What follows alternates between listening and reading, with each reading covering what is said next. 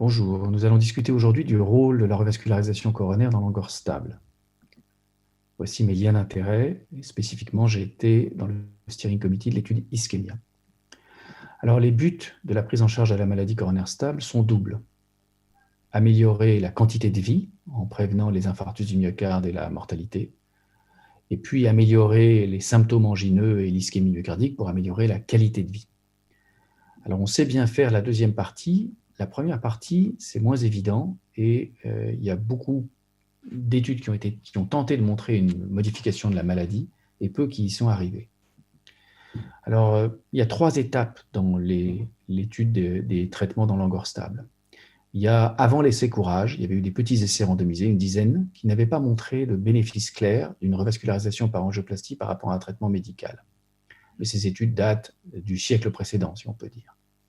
Et puis, au début des années 2000, on a l'essai Courage, qui est vraiment un essai pivot, 2200 patients avec maladie coronaire stable qui reçoivent un traitement médical optimal ou un traitement médical optimal et une angioplastie. Et le résultat net de cette étude, c'est qu'il n'y a pas de supériorité de l'angioplastie rajoutée au traitement médical optimal. En tout cas, pas sur les événements cliniques durs. Sur les symptômes angineux, il y a une amélioration plus rapide de l'angine de poitrine dans le traitement par angioplastie, mais dès 24 mois de recul, la différence n'est plus significative et après 3 ans de recul, les deux groupes ont finalement un devenir clinique similaire. Alors on pourrait se dire que cette étude a des limites, et elle a des limites, elle a d'ailleurs été très discutée et critiquée, mais un deuxième essai randomisé a été réalisé quelques années plus tard, dans une population à encore plus haut risque, puisqu'il s'agit exclusivement d'une population diabétique, l'essai Barry-2D, et il n'a pas non plus montré de bénéfice de la revascularisation par rapport à un traitement médical seul sur le pronostic des coronaries instables. La seule étude qui avait montré un bénéfice, c'était l'essai FAME2, qui avait comme particularité d'être guidé par la FFR. Et l'idée était que peut-être la quantification coronarographique à l'œil des lésions coronaires est une mauvaise quantification et que la signification physiologique des lésions par la FFR est un meilleur guide de la revascularisation. Mais l'essai FM2 n'a pas montré de bénéfice sur la prévention des décès ou de l'infarctus du myocarde. Il n'a montré un bénéfice que sur la prévention des revascularisations coronaires urgentes. Et puis dans tous ces essais, il y avait un biais terrible de recrutement, qui est que les patients n'étaient inclus qu'une fois qu'ils avaient eu la coronarographie, ce qui veut dire que beaucoup de patients n'étaient pas randomisés parce qu'au vu des lésions coronaires, les médecins ou les patients choisissaient un traitement, notamment la revascularisation lorsqu'il y avait des lésions qui paraissaient menaçantes. Et donc il y avait un biais potentiel de recrutement. Et l'étude qui véritablement est l'étude qui a apporté le plus d'informations, c'est l'étude ischémia, grande étude internationale, qui a posé la question non plus de qu'est-ce qu'on fait après la coronarographie, mais est-ce qu'il faut même faire une coronarographie en vue de revascularisation chez les patients coronariens instables. Et donc, elle s'est intéressée à recruter des patients qui avaient une ischémie moyenne à sévère sur un test d'effort et de faire une coronarographie en vue de revascularisation ou un traitement médical optimal seul. Tous les patients avaient un coroscanner pour exclure les coronaires normales d'une part, mais aussi pour exclure les troncs communs de la coronaire gauche qui étaient systématiquement revascularisés. Et puis, s'ils avaient une anatomie qui était jugée éligible, ils étaient randomisés entre traitement médical optimal ou traitement médical plus revascularisation. Quand on regarde l'adhérence au traitement dans les deux bras, eh bien on voit qu'il y a un vrai contraste de coronarographie et de revascularisation. Il y a eu une bonne adhérence au traitement assigné par la randomisation et le tirage au sort. Le résultat de cette étude a été publié en 2019 et il montre qu'il n'y a pas de différence au long cours de pronostic entre les deux bras de traitement. Initialement, le bras conservateur fait un peu mieux que le bras invasif et les courbes se croisent et à 4 ans, la différence n'est plus significative entre les deux bras de traitement, ce qui fait que le résultat sur les événements cliniques est sensiblement le même. Et même si on se focalise sur le critère secondaire majeur, décès cardiovasculaire ou infarctus du myocarde, on ne voit pas non plus de différence statistiquement significative après 4 à 5 ans de suivi entre les deux bras de traitement de l'étude. Le risque relatif est à 0,90. On pourrait se dire, mais finalement, ce qui compte, c'est la mortalité. Est-ce qu'il y a une différence de mortalité? Vous voyez les courbes de mortalité, elles sont totalement superposées. Et on peut même calculer que la probabilité qu'il y ait une différence d'au moins 10% en termes relatifs de mortalité, compte tenu des chiffres observés, est très faible dans une analyse bayésienne préspécifiée. Est-ce qu'il y a une différence d'infarctus du myocarde? Il n'y a pas de différence statistiquement significative quand on regarde l'ensemble des infarctus du myocarde. quand on les classe selon leur catégorie, on observe qu'il y a moins d'infarctus périprocéduraux dans le groupe conservateur, ce qui est logique, et un peu plus d'infarctus spontanés dans le groupe conservateur, ce qui est aussi probablement assez logique. 3 fois plus d'infarctus procéduraux avec le bras invasif, 30% de plus d'infarctus spontanés avec le bras conservateur. Sur l'angor instable, pas de différence. Sur l'insuffisance cardiaque, plus d'hospitalisation pour insuffisance cardiaque dans le bras invasif, c'est statistiquement significatif. Et sur les arrêts cardiaques, pas de différence. Sur les accidents vasculaires cérébraux, pas de différence. Est-ce que les résultats sont homogènes en fonction des groupes de traitement? Eh bien oui.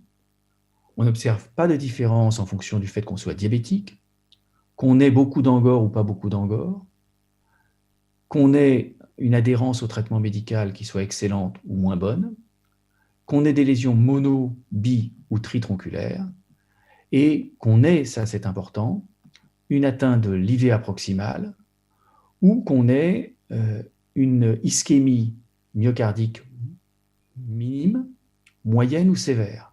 Même les patients qui ont une ischémie myocardique sévère, c'est le bas de cette diapositive, n'ont pas un bénéfice plus grand de la revascularisation que les patients qui n'ont pas d'ischémie myocardique.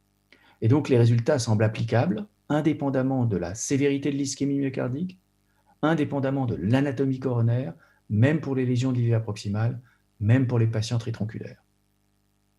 Et donc ça laisse en apparence assez peu de place à la revascularisation pour améliorer le pronostic.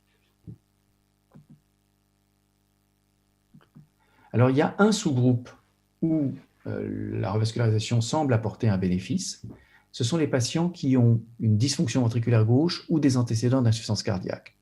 Et dans cette analyse a posteriori, on observe une interaction statistiquement significative entre la présence d'une dysfonction ventriculaire gauche ou d'une insuffisance cardiaque et le bénéfice d'une stratégie invasive, avec un bénéfice assez marqué dans le groupe insuffisance cardiaque, alors qu'il est quasiment nul dans le groupe sans insuffisance cardiaque. Si on regarde les courbes de Kaplan-Meier, c'est encore plus parlant ici.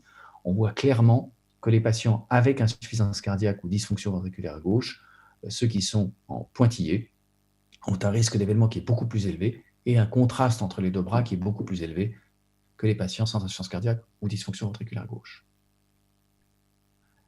Qu'en est-il des patients qui ont de l'insuffisance rénale? Alors, il y a eu une sous-étude spécifique de l'étude ischémia qui s'appelle Ischémia CKD, qui a le même modèle et qui est la plus grande étude qui se soit jamais intéressée à la revascularisation chez les patients insuffisants rénaux terminaux ou dialysés. 777 patients. Et quand on regarde les résultats sur le critère primaire, là aussi, on voit une superposition complète des courbes sur le critère primaire de jugement. Le seul critère qui est différent, ce sont les accidents vasculaires cérébraux qui sont plus fréquents et statistiquement nettement plus fréquents dans le groupe revascularisation que dans le groupe traitement conservateur, avec un risque relatif à 3,76. Alors vous me direz, donc aucun bénéfice pronostique de la revascularisation sur l'ensemble de la population, des effets délétères sur l'accident vasculaire cérébral chez les insuffisants rénaux. Le seul sous-groupe où il y a peut-être un bénéfice, mais c'est une analyse post-hoc qui est donc génératrice d'hypothèses, ce sont les patients avec insuffisance cardiaque. Est-ce qu'il y a des bénéfices au moins symptomatiques de la revascularisation? Alors la réponse est oui. Quand on regarde l'angor, mesuré par le questionnaire d'angor de Seattle, qui est un questionnaire très détaillé, on voit que le score est plus élevé et donc meilleur dans le bras invasif que dans le bras conservateur. Et c'est statistiquement significatif et assez précoce dès 3 mois de recul dans l'étude. Si on regarde l'amélioration et la distribution de l'amélioration de la qualité de vie et des symptômes angineux dans le bras invasif en rouge, dans le bras conservateur en bleu, on voit qu'un score à 50 est obtenu chez 45% des patients du bras conservateur, du bras invasif, contre 15% des patients du bras conservateur. Par contre, on note que chez les patients qui avaient un score élevé de base, eh bien, là, il n'y aura pas de différence entre les deux bras parce qu'on ne peut pas améliorer un score qui est excellent et donc on n'améliorera pas la qualité de vie des gens qui ont peu d'angor. Donc, on pourrait se dire, ben voilà, finalement, la revascularisation chez le coronarien instable, ça n'améliore pas le pronostic, sauf peut-être dans certains petits sous-groupes avec insuffisance cardiaque, mais au moins, ça améliore les symptômes lorsqu'on a des symptômes angineux. Le problème, c'est que juste avant la publication de l'essai Ischémia, on a eu l'essai Orbita. Et l'essai Orbita s'est intéressé à l'effet placebo de la revascularisation coronaire. En effet, ça fait longtemps qu'on sait que l'angine de poitrine s'améliore spontanément fréquemment.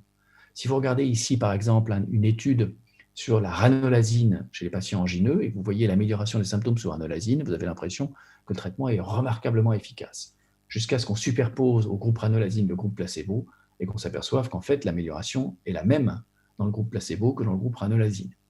Et donc, ça nous rappelle que les symptômes angineux s'améliorent spontanément fréquemment, et qu'il peut y avoir un effet placebo très fort de la revascularisation, puisque dans la totalité des études jusqu'ici, il n'y avait pas eu de procédure sham dans le bras revascularisation. Donc, lorsqu'on vous a opéré d'un pontage orthocoronaire ou lorsqu'on vous a mis un stent lors d'une procédure d'angioplastie, vous savez que vous l'avez eu et ça peut avoir un effet très net sur les symptômes angineux. Orbita s'est intéressé à savoir si, lorsqu'on faisait une procédure sham, en maintenant le double aveugle, il y avait une amélioration de l'ischémie myocardique et des symptômes angineux et de la capacité d'effort plus importante que sous placebo et procédure sham. Et la réponse est, en tout cas suivant le critère primaire de l'étude, non. Il y a une amélioration légèrement meilleure avec l'angioplastique, avec une procédure sham, mais cette différence est modeste. Et quand on regarde par exemple les symptômes angineux classés en classe CCS, entre le groupe angioplastie à gauche et le groupe placebo à droite, au suivi, vous voyez qu'il y a eu une amélioration dans les deux bras, angioplastie et dans le bras placebo, qui est notable, et que le contraste entre les deux bras est modeste, ce qui suggère qu'au moins une partie de l'amélioration symptomatique est liée à un effet placebo de la revascularisation, et non pas à l'effet de la revascularisation lui-même. Alors je voudrais terminer en disant, si la revascularisation a pour principal bénéfice d'améliorer les symptômes angineux, est-ce qu'elle a une place chez les patients asymptomatiques? Et la raison pour laquelle je pose la question, c'est qu'il y a quelque chose qu'on voit assez fréquemment, c'est ce que j'appelle l'angioplastie drive-in ou drive-by. Quelqu'un se plaint de rien, il a un check-up, on lui fait un scanner coronaire ou un coroscanner ou un score calcique qui montre des lésions coronaires, on dit qu'il faut absolument lui faire une coronarographie. À la coronarographie, on trouve des lésions qui paraissent serrées, on dit qu'il faut faire une angioplastie urgence, et on dit au patient, on vous a rendu service, on a dépisté ces lésions qui vous menaçaient, et heureusement qu'on a pu les stenter, vous ne vous plaignez de rien, et le patient est très content. Merci docteur, vous avez sauvé ma vie. En fait, quand on regarde les données que nous venons de voir, nous avons la confirmation qu'il n'y a pas de preuve que la revascularisation systématique de lésions coronaires incidentes chez des gens qui se plaignent de rien améliore en quoi que ce soit leur pronostic, et ça n'améliore certainement pas leur qualité de vie. Et donc, je pense qu'il faut remettre en question ce type de stratégie. Alors, en conclusion, qu'est-ce qu'on peut dire? En conclusion, on peut dire, dans la maladie coronaire stable, le pronostic sous traitement médical, il est globalement bon grâce à un traitement médical extrêmement puissant et efficace. On a 3 à 3,5% d'événements par an dans les grandes séries. Deuxièmement, la revascularisation n'a jamais prouvé réduire le risque de décès ou d'infarctus du myocarde, sauf pour les patients avec atteinte du tronc commun coronaire gauche.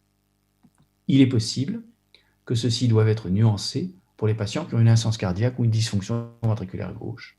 Par contre, la revascularisation améliore la qualité de vie des patients franchement symptomatiques, mais une partie de ce bénéfice est probablement expliquée par un effet placebo. Et je voudrais terminer en proposant un algorithme de prise en charge du traitement de la maladie coronaire stable après l'étude ischémia. À mon sens, les coronariens stables doivent tous recevoir un traitement médical optimisé et avoir un coroscanner. S'ils ont une atteinte du tronc commun de la coronaire gauche, eh bien, ils devront avoir une coronarographie en vue de revascularisation et le Heart Team devra choisir entre angioplastie et pontage en fonction des caractéristiques anatomiques et cliniques. S'ils n'ont pas de lésion du tronc commun, la question est est-ce qu'ils ont des symptômes résiduels sous traitement médical? S'ils n'ont pas de symptômes résiduels, eh bien, on poursuit le traitement médical optimal. S'ils ont des symptômes résiduels, il faut discuter avec le patient l'importance de la gêne fonctionnelle qu'il a, ainsi que sa persistance au fil du temps. Si le patient est satisfait d'une gêne modeste, on peut continuer le traitement médical. S'il a une gêne importante et considère que le traitement médical est en échec et altère sa qualité de vie, à ce moment-là, on peut discuter une coronarographie en vue de revascularisation à visée d'amélioration symptomatique. Je vous remercie.